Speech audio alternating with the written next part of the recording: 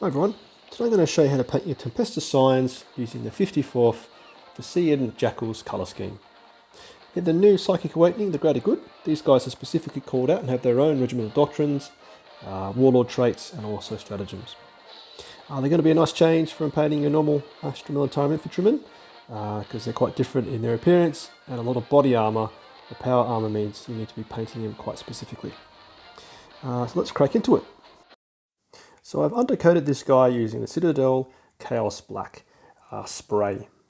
I then actually go over all the power armour and his backpack as well with Abbadon Black. And now I actually sort of pick out some of the details. So you can see that I'm using Waagh on the grenades. And here I'm using Zandri dust on his little blanket on top of his rucksack. And I sort of do this method because my view is to do all the detail and then to touch up with any of the black or the black after. Here I use Russ grey on the little light battery pack that's in his rucksack. And then also use Ceramite white to pick out the skull, which is also on the back of his rucksack. And at this point, it's okay to get a bit of, make a couple of boo-boos with your painting, because as I said, later on, you're going to clean them up. And here I use rhino hide on the little pouches in his backpack, and you're also going to have to pick out that, like the two straps that go over the sleeping mat. Now it's Leadblecher, picking out all the metallic details, which there are quite a few. This is definitely going to be the most to do across the entire model. So you can see here across the Hotshot Lad's gun, there are numerous parts I pick out, such as the barrel, parts of the scope, the rear of the weapon, which is like a big sort of buffering tube, the charging cables there. And then actually I do his shoulder pads and pick out the sort of engraving or the decorations there. I don't actually do anything on his body armour because I found it a bit too challenging to do. Of course, depending on the guy you've built, there might be some skulls, so do it on his helmet and also maybe on his body armour. I don't show it very well there, but also actually you'll see this too on each of his boots, some embroidery there as well. Don't forget on the back of his little camera, there's like a little bit of silver there. Also the grenade rings as well. And now I'm picking out the Imperial Eagle on his rifle using Hashnut copper. And again, don't worry about overflow or spilling over. Now actually I use Corvus Black. And I use this on all of the cloth on his body. So actually, when you look at the model closely, you can see he's got a lot of power armor on. But then his actual legs, and in between a lot of his armor on his arms, there's a lot of cloth there. I like Corvus Black because it's almost like a lighter bluish finish, but it's definitely not super black compared to Abbadon Black. So it does stand out a little bit. And don't forget to do it on the back of his boots as well. Right, and now doing the first of your bright colours, or the only real bright colour, is Mephiston Red. Pick out the little LCD displays on his gloves, and also of course the camera and both of his eyes. As I said before, if you do get a bit of overpaint onto the side of his face, don't worry, because you're going to clean it up later with Abbadon Black. And now you basically see that I'm cleaning up all the areas I overpainted. So I think I'm a good painter, but not a great one. I'm definitely quite messy. But I think my method's good if you're starting, because if you do have mistakes when you first start, like with the shoulder pad, you're not going to be too worried because you're like, oh, I'm going to clean it up later. But a key thing here is when you paint power armor, you need to make sure you're using very, very watered down paint. And if you are cleaning up, say, the shoulder pad, apply one coat again all over the entire area to get that consistency. There's nothing worse than once you've painted the model, it's almost like you can see the paint building up and it becomes quite clumpy. So definitely do use your paint watered down, and I definitely recommend trialing using a wet palette, which is really, really helpful. And as I said, I mean, you can see all the mistakes I've made with the Imperial Eagle. I got all over the place, but here it's about cleaning it up. And finally, don't forget the weapon scope. So here I'm just using a base coat of Macragge blue to do the optics on the front. Right, so that's the model done with all the detail. You can see it looks pretty smart already. So now we're going to move on to doing the shades. The primary shade used for this will be Nuln oil. And the key point to make here is do not go and just splack it on everywhere like you would normally for any other guardsman. You want to be using a smaller brush and putting it specifically where you want it to be. So it's going to be on areas such as his eyes, the camera, the skull on his helmet, and all the metallic detail on his weapon.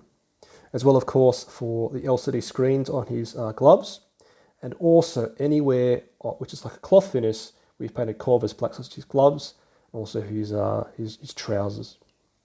If you were to just go and splack it on everywhere like you would with like a normal guardsman, what ends up happening is when it dries, it leaves a bit of a cloudy finish on the flat parts of the model. So you definitely would have seen it if you did the process, if you did that on the body of the weapon and also on his shoulder pads as well. You might see it if people do it on, say, a tank with all the flat surfaces where they just like shaded the entire thing.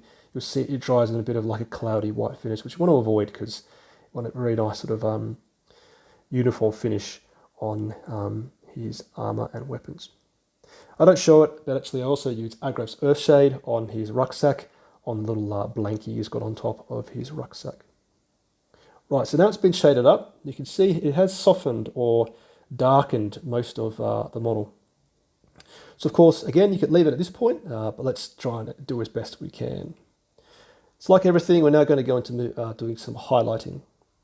And the first part of the highlighting process, we'll be using Leadblecher and just basically bringing back to life all the metallic parts, which is predominantly on his weapon. So on the muzzle of the weapon, on little rectangles, which you can't see too well because it's a bit out of focus, but it's like a Picatinny rail. And then on the weapon scope, on the buffer on the back of the rifle, and also the magazine or the battery charge pack cabling bit as well. So use a fine brush, do all the edges, any sort of bolts or rivets, stick out, do those as well. And then of course for his blankie on the back of his rucksack, just use Zandri dust again to pick out the wrinkles. I think when you're doing this with these sort of uneven edges, it's to try and sort of help accentuate what it would look like normally. So look for like raised areas, definitely avoid areas which have got a bit of a dip in it, like little cavities, just to help to show the edges. Also with his trousers, you would use also again Corvus Black and just pick out any raised areas or where they're sort of wrinkled up, particularly around his bottom and also around his groin. You'll see a lot of that. So again, just using a small brush there. And lastly, Zandri dust, I actually use it. It's probably too bright, but I just use it to sort of highlight little leather pouches. Right, so now we're using Evil Sunz Scarlet, and we're going to repaint inside the LCD screens. You want to leave, as best you can, a little bit of the darker paint from the other bit we did before showing.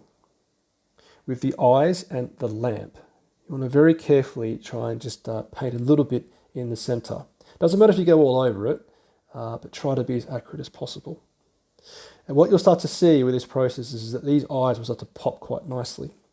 You'll actually have to now mix up on your palette, I can't pronounce this, but Yriel yellow with your Evil Sunz Scarlets to get quite an orange glow. And using, I think it's a zero brush, like the smallest brush possible, you want to plop a little tiny bit right in the middle of his eyes and also the lamp. And you can maybe see it. I don't know if I could see it too well here, but you can see how much they pop. Right, and then the weapon scope, it's a layering process of using a Alaitoc blue up on the top left part of the scope, and then a tiny little dobbit of Baharroth blue. And finally shading it using contrast Aethermatic blue to give that sort of like glass finish. Right onto the edging work on his rifle. Using Eshin grey and your smallest brush, you want to be using the side of the brush to either bring out the edges of the weapon, or like I am there, physically painting on very small lines of where those surfaces come together. It's a very subtle process, and as we move on to the power armour, you're using Eshin grey again, and looking for any obvious areas where light would shine. I've done about 6 of these models before I got to this one, and I think the key way to think is if light was shining onto the model, where would the light naturally sort of almost sparkle? Of course it's not going to sparkle, but think of that sort of process when you paint them. So with the Eshin grey, we're going to be doing as many areas as possible where there are edges. The next step, we won't be doing that at all, but at this point, it's sort of painting on a very thin line of Eshin grey where there are any obvious edges. Some easiest obvious ones will be on his shoulder pad, also on his elbow guards. And a good example is around the LCD screens and where his sort of, I guess as a gauntlet finishes and his gloves are exposed. Also, of course, going to do his rucksack as well because heaps of edges there. But as I'm doing there on the shoulder pad, it's painting on a very thin line of Eshin grey. Now we move on to Dawnstone. And this is where you've got to be quite prescriptive and precise. You definitely don't go over all the work you've done, but you just pick out some specific areas. And again, you need to be thinking, well, a good way to think is, where would light shine off the model? So like on the lamp I'm doing there, I'm only doing the front of the lamp. And also I think I did on that left shoulder pad, I did the furthest part on that faces forward.